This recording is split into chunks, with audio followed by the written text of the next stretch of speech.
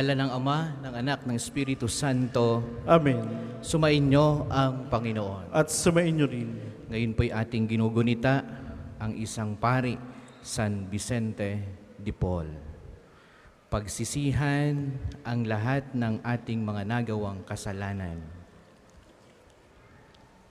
Sinugong tagapagpagaling sa mga nagsisisi, Panginoon, kaawaan mo kami. Panginoon, kaawaan mo kami.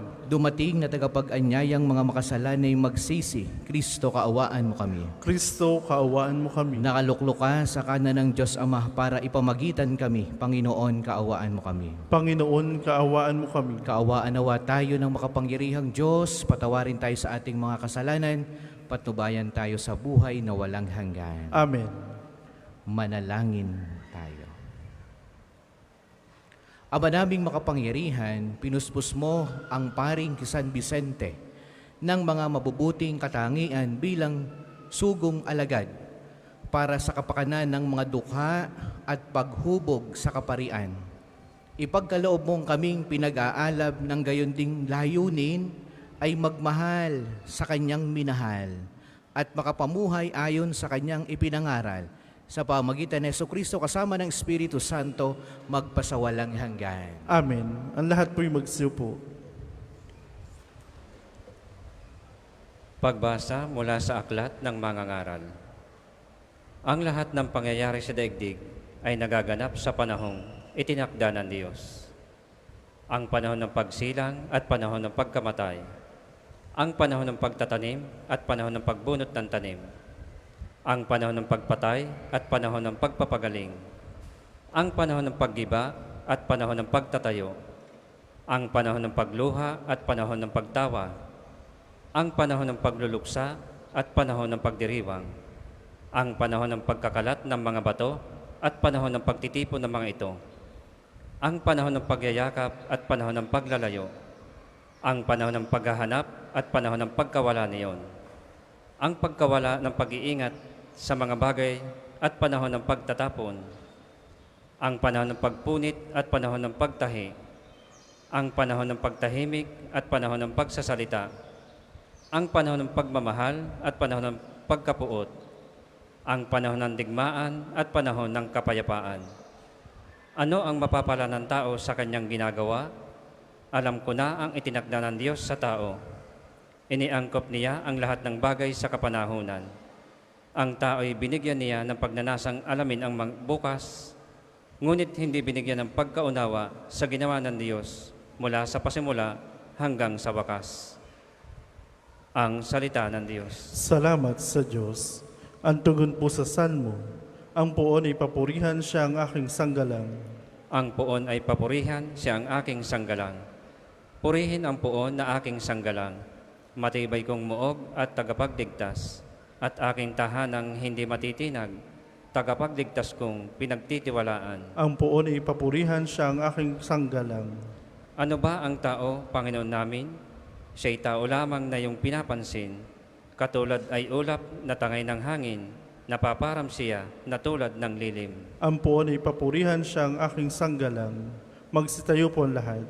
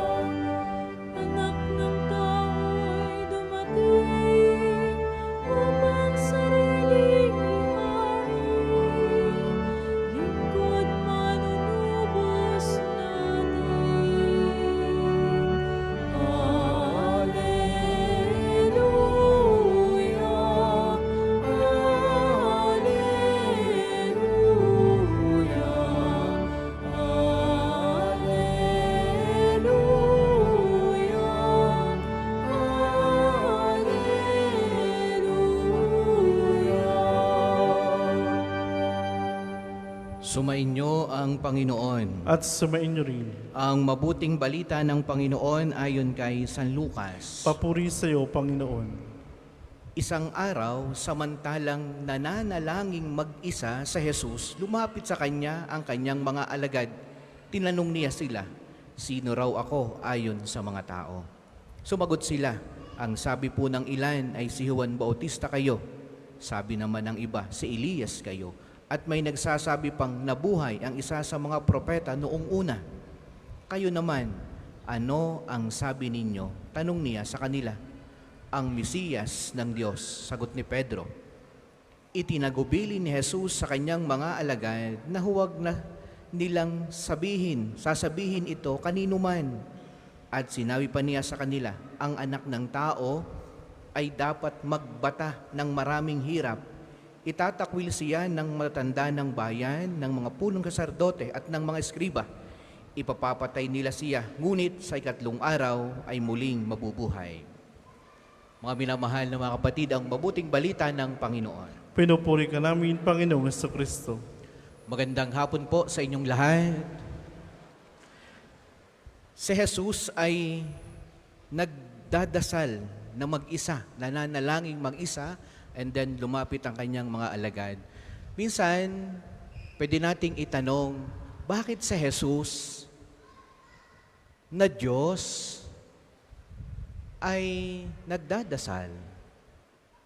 Sipin niyo na, si Jesus ay lagi siyang pumupunta sa isang tahimik na lugar, lagi siyang lumalayo sa karamihan, at siya'y nananalangin mag-isa. At minsan, magdamag pa siya kung magdasal. At malimit niyang ginagawa. Halos ay laging, pag ang mga kasama niya, yung mga alagad, laging lumalayo siya. Pumupunta sa isang lugar na tahimik at siya'y nagdadasal. Pwede nating maisip, bakit si Jesus ay nagdadasal? Kanino siya nagdadasal? No? Siya'y nakikipag-ugnay lagi sa kanyang ama. Bilang anak, laging gusto niyang siya'y nakaugnay sa kanyang ama para masunod lagi kung ano ang kalooban ng ama para sa kanya. Yung kalooban ng Diyos ay laging gusto niya ang siyang masunod. Kaya tayong tao, no, dapat mas malimit ang ating pagpunta sa tahimik na lugar para tayo makilala natin ang ating sarili at tayo makapagdasal at malaman natin kung ano ang plano ng Diyos para sa atin. Minsan yung ating ginagawa, hindi natin alam, ito kaya'y plano ko o plano ng Diyos? Ito kaya'y gusto ng Diyos o gusto ko lamang?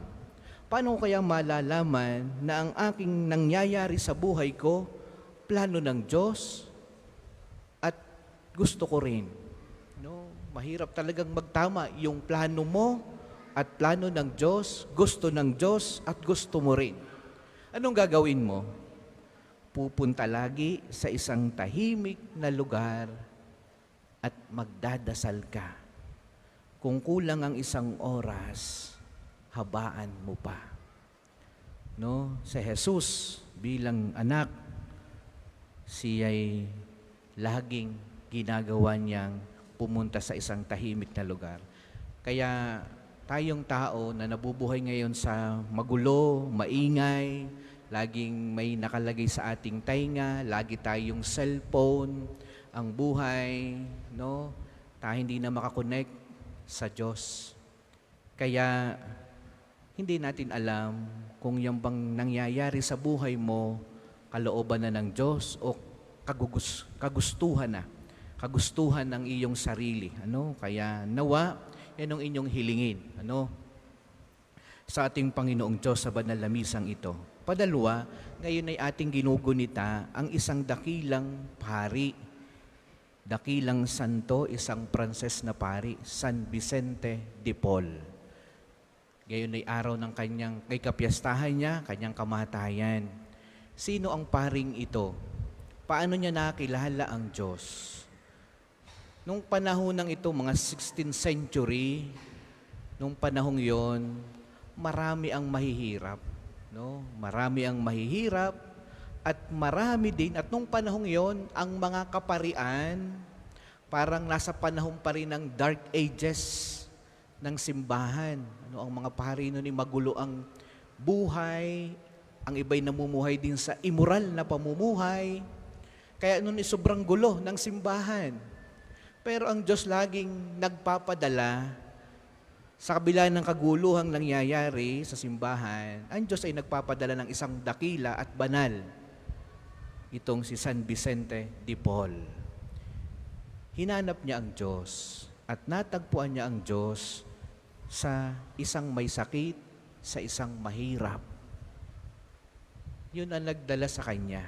Kaya napakadami niyang itinatag ng mga charitable institutions. Dahil doon niya nakita si Jesus sa isang tao na humihingi ng awa sa Diyos.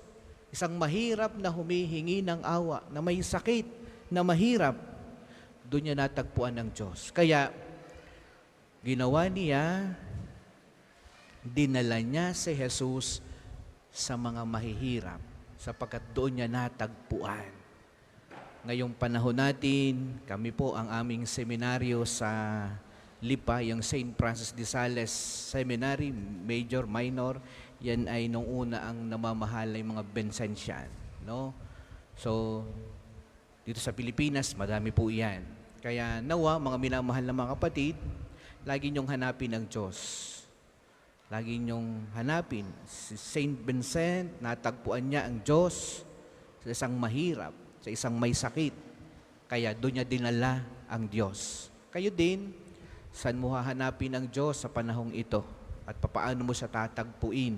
At paano mo sasabihin ang nararamdaman mo? At paano magtatama ang plano mo at ang plano ng Diyos?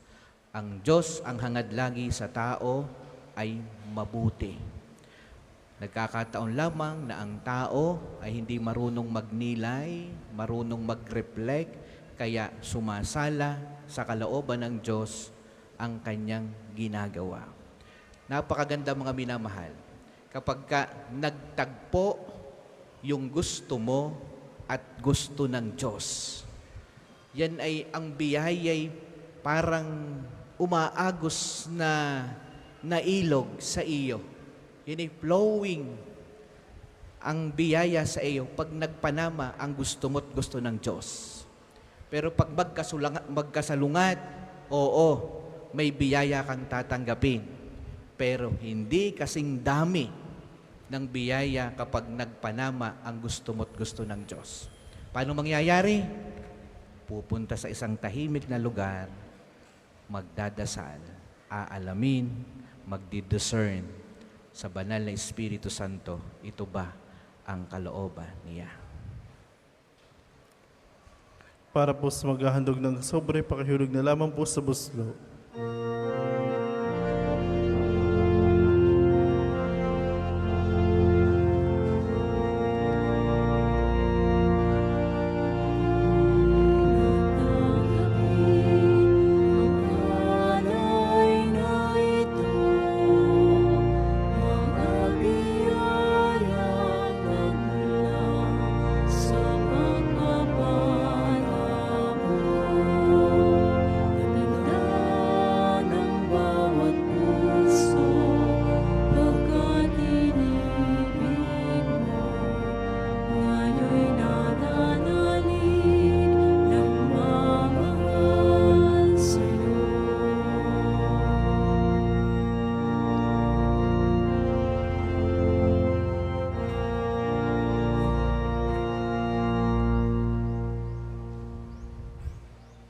Magsitayo po ang lahat. Manalangin kayo mga kapatid upang itong ating paghahain ay kalugdan ng Diyos amang makapangyarihan. Tanggapin nawa ng Panginoon itong paghahain sa iyong mga kamay, sa kapurihan niya at karangalan sa ating kapakinabangan at sa buong sambayan niyang banal. Ama naming lumikha, ipinagkaloob mong sa banal na paghahain ginawa ni San Vicente, ay matularan niya ang kanyang ginagampanan. Ipagkaloob mong pakundangan sa pagdiriwang na ito, kami makabagtas para humantong sa pagiging haing kalugod-lugod sa iyo. Sa pamagitan ni Kristo kasama ng Espiritu Santo magpasawalang hanggan. Amen. Sumainyo ang Panginoon. At sumain niyo rin. Itaas sa Diyos ang inyong puso at diwa. Tinaasan namin sa Panginoon. Pasalamatan natin ang Panginoong ating Diyos. Marapat na siya'y pasalamatan. Ama naming makapangyarihan, tunay ngang marapat na ikaw ay aming pasalamatan. Sa pamamagitan ni Jesucristo na aming Panginoon, ngayong si San Vicente ay pinararangalan. Sa pamumuhay niyang totoong uliran at pagiging maasahan sa panunungkulan, kaya't si Jesucristo na maasahan sa katapatan ay inihahayag sa pangasiwa sa sambayanan. Ang malasakit ng mga ulirang tagapangasiwa noon ay nagpapatuloy magpahangga ngayon sa pangapanalangin kanilang iniuukol kaysa ng sambayan mong dito'y nagtitipon. Kaya kaisa ng mga anghel na nagkisiawit ng papuri sa iyo nang walang humpay sa kalangitan, kami nagbubunyi sa iyong kadakilaan.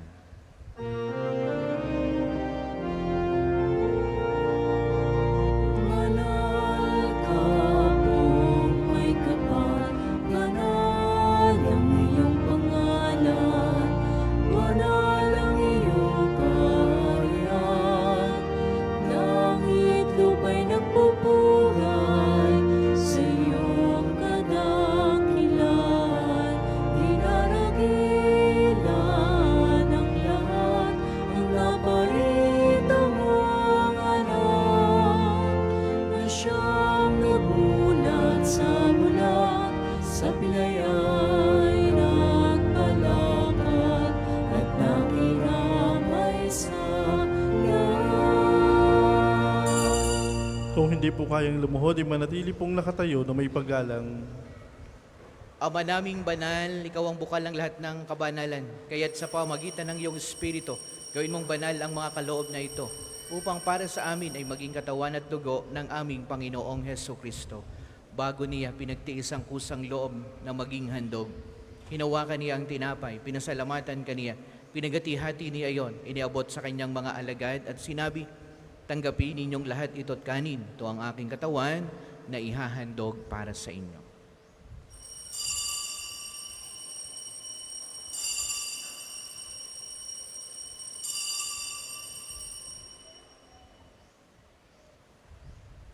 Gayun din naman, noong matapos ang hapunan, hinawakan niya ang kalis, muli kaniyang pinasalamatan. Iniabot niya ang kalis sa kanyang mga alagad at sinabi, tanggapin ninyong lahat ito, tinumin, ito ang kalis ng aking dugo, ng bago at walang hanggang tipan. Ang aking dugo na ibubuhos para sa inyo at para sa lahat, sa pagpapatawad ng mga kasalanan, gawin niyo ito sa pag-alaala sa akin.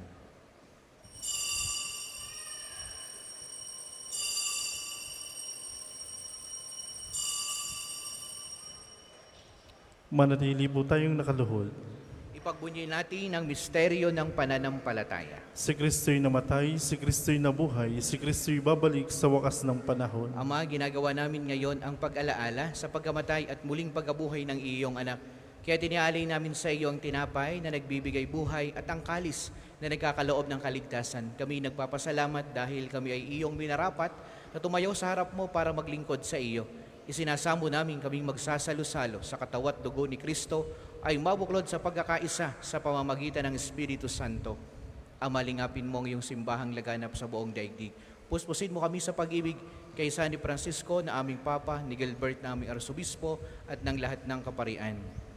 Alalahanin mo rin ang mga kapatid naming nahimlay na may pag-asang sila'y muling mabubuhay, gayon din ang lahat ng mga pumanaw. Kaawaan mo sila at patuloyin sa iyong kaliwanagan. Kaawaan mo at paging dapatin kaming lahat na makasalo sa iyong buhay na walang wakas. Kaisa ng mahal na Birheng Maria na ina ng Diyos, ni San Jose na kanyang kalilisinisang esposo, kaisa ng mga apostol at ng lahat ng mga banal na namuhay dito sa daigdig ng kalugod-lugod sa iyo. May pagdiwang nawa namin ang pagpupuri sa ikararangal mo sa pamamagitan ng iyong anak na aming Panginoong Jesucristo. Sa pamamagitan ni Kristo, kasama niya at sa Kanya, ang lahat ng parangal at papuri ay sa iyo, Diyos amang makapangyarihan, kasama ng Espiritu Santo, magpasawalang hanggan.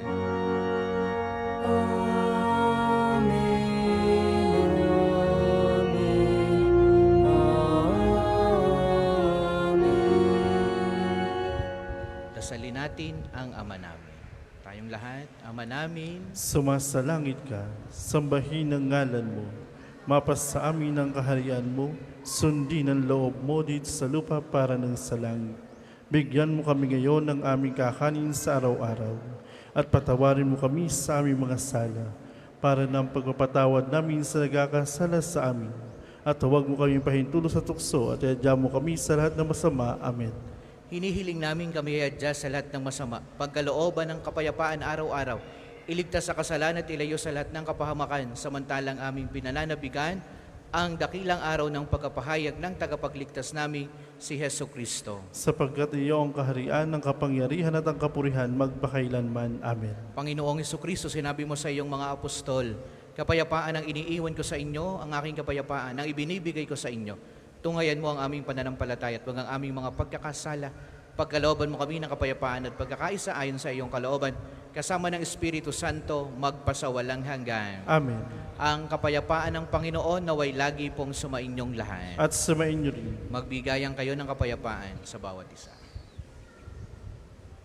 Kordero ng Diyos na nagalis sa mga kasalanan ng sanlibutan, maawa ka sa amin.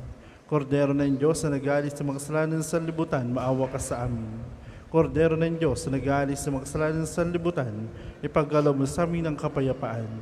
Kung hindi po kayang lumuhod, ay manatili pong nakatayo na may paggalang. Ito ang kordero ng Diyos, ito ang nag-aalis ng kasalanan ng sanlibutan, mapalad na mga inaanyayahan sa kanyang banal na piging. Panginoon, hindi ako karapat dapat na magpatuloy sa iyo, ngunit sa isang salita mo lamang ay gagaling na ako.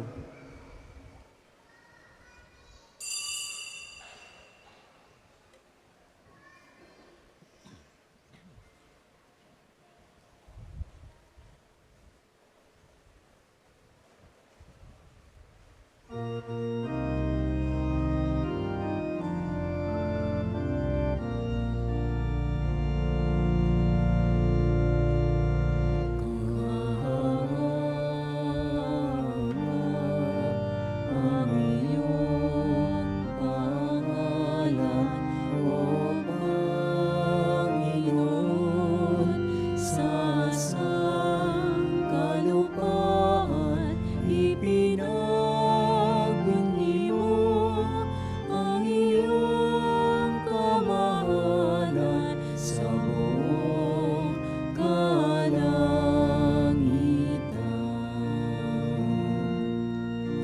pinagmamasdan ko ang langit, nagawa ng iyong mga kamay, ang buwan at mga bituin na sa langit iyong inilagay. Kahanga ang iyong pangalan, O Panginoon, sa sangkalupaan ipinagbunyi mo ang iyong kamahalan sa buong kalangitan.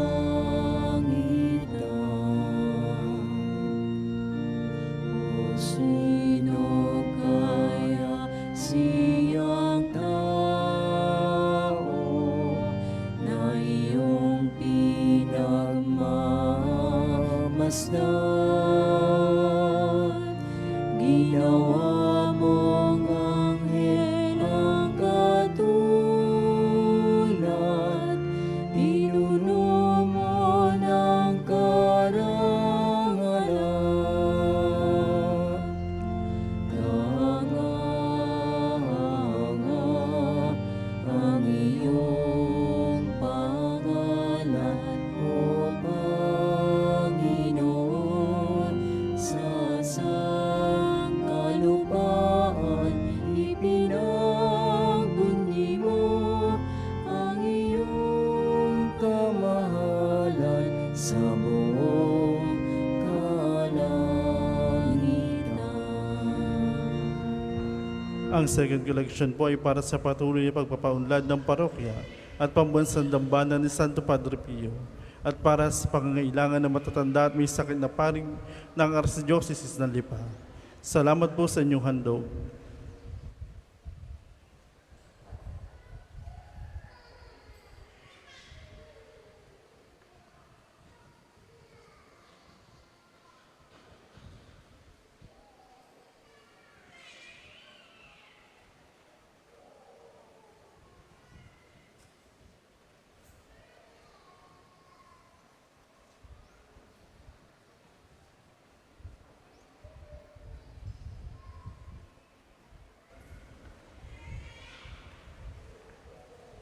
Magsitayo po lahat.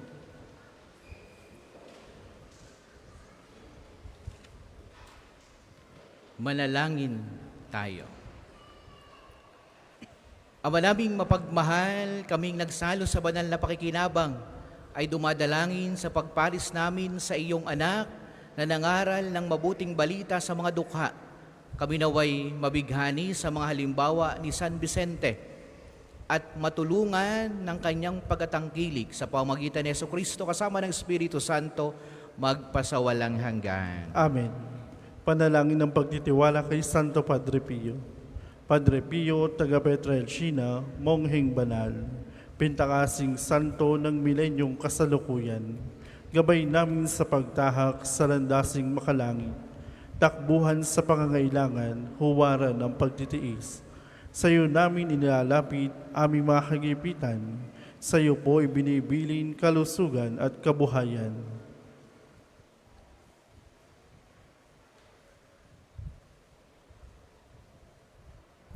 Di man karapat-dapat, kami po ay pagbigyan, bendesyonan at basbasan, maging ganap sa buhay.